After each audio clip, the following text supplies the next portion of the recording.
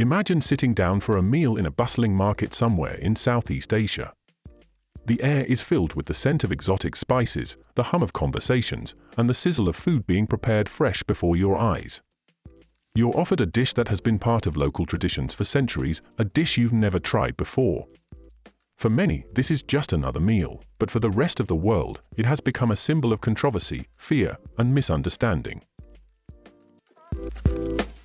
Today we're going to dive into a topic that shook the world, created a massive global debate, and raised serious questions about food culture and public health: bat soup. What exactly is bat soup? And more importantly, why did it become such a controversial topic during one of the most chaotic times in modern history?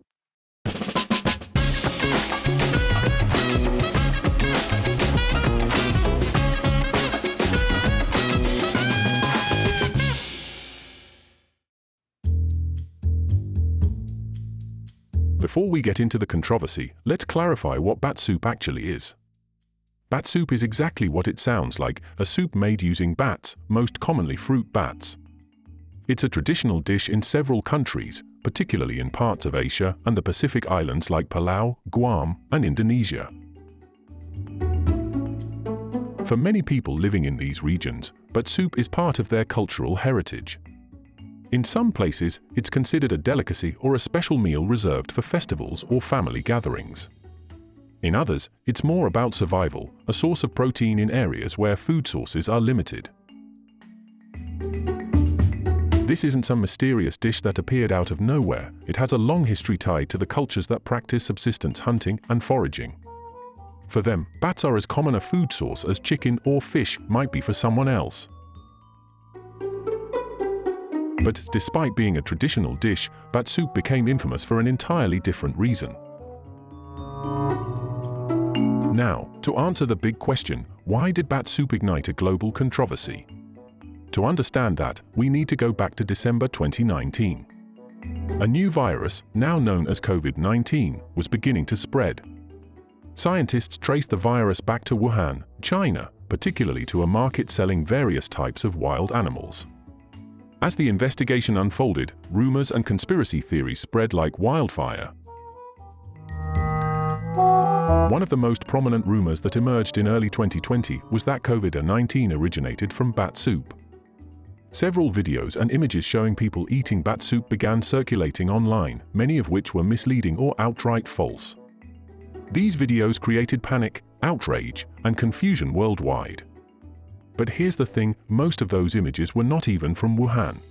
In fact, some of the viral footage was from entirely different regions, like Palau, where bat soup is traditionally eaten, far from the epicenter of the outbreak. So, how did a simple traditional dish get caught up in this whirlwind of misinformation? Well, let's dive deeper into the cultural, scientific, and political reasons behind the controversy.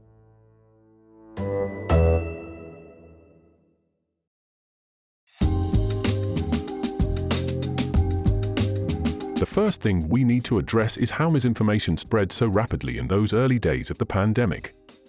The internet is both a blessing and a curse. It allows us to share information quickly, but it also makes it easy for falsehoods to spiral out of control. Once bat soup became linked, however incorrectly, to the COVID-19 outbreak, people latched onto it as a scapegoat. The idea of eating bat seemed so foreign and exotic to people in the West that it fed into pre-existing stereotypes about Asian cultures and their eating habits. This was especially problematic because it oversimplified the issue and diverted attention away from the more complex origins of the virus. Think about it, it's easier to blame something like bat soup than to grapple with the deeper, more intricate factors behind the pandemic, like wildlife trade, human-wildlife interaction, and environmental issues. Bat soup became a meme, a quick answer to a complicated problem, and in the process, it sparked fear and, unfortunately, racism.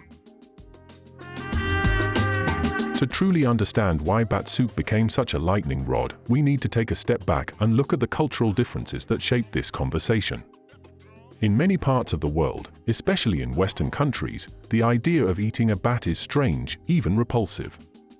Bats are often associated with disease, darkness, and fear.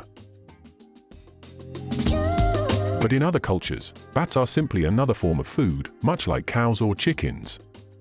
Bats, particularly fruit bats, are consumed for their meat, which is believed to have certain health benefits in some regions.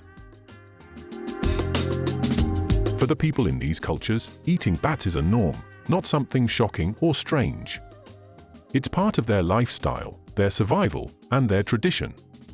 The problem arises when we fail to understand or respect these cultural differences and instead view them through the lens of our own biases. Now, let's talk about another aspect that fueled the controversy: wildlife markets. While bat soup itself was not the cause of COVID-19, the consumption of wild animals, including bats, in wet markets did raise important questions about public health. These markets, where various live animals are sold and slaughtered on the spot, can be breeding grounds for zoonotic diseases, those that jump from animals to humans. The issue wasn't so much bat soup itself, but the broader practice of hunting and consuming wild animals. It's a complex situation that involves tradition, economics, and public health, all colliding in a way that's difficult to untangle. For many people, especially those unfamiliar with the nuances of different food cultures, it was easy to point the finger at something that seemed foreign and weird. This led to a wave of racism and xenophobia directed at Asian communities around the world. People who had nothing to do with wildlife markets or the virus itself were suddenly subjected to discrimination, harassment, and even violence. The truth is, food culture is deeply personal. What might seem shocking to one person is perfectly normal to another. But in times of crisis, fear can amplify our differences rather than help us find common ground. And bat soup, unfairly, became a symbol of that division. In the end, the bat soup controversy wasn't really about the soup itself. It was about fear, misunderstanding, and the challenges of navigating a global crisis. If we've learned anything from this, it's that in times of uncertainty, we need more empathy, more understanding, and less blame. Thank you for joining me on this journey into the world of bat soup. Be sure to like, subscribe, and hit the notification bell for more episodes from History of Food. Until next time, keep exploring the fascinating histories of culinary stories.